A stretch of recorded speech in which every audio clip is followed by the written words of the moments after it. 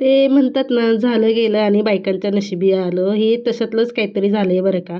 दररोज उठून काय बनवायचं? आता तुम्ही म्हणाल हिला झालं काय? आमच्या घरामध्ये ना, आम्ही इनमिन 2 माणसं आणि खायच्या बाबतीत म्हणाल तर आमचं अजिबात जुळत नाही. त्यांचं तोंड एकीकडं आणि माझं तोंड भलतीकडं असं असतंय. तर मिस्टरांना काही पालकची भाजी आवडत नाही. तर मी म्हटलं आता वेगळ्या पद्धतीचा पालक बनवूया. मी घातलं कुकरमध्ये, तेल घातलं, लसूण घातला, मसाले घातले.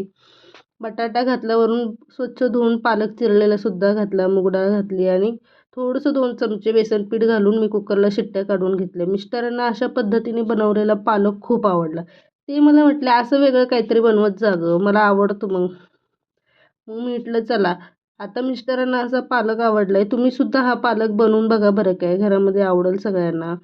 आणि बघा अशा पद्धतीने मी जेवणाचं ताटसुद्धा तयार केलं. चला मोठा आकार आणि आपल्या चॅनलला लवकर सबस्क्राईब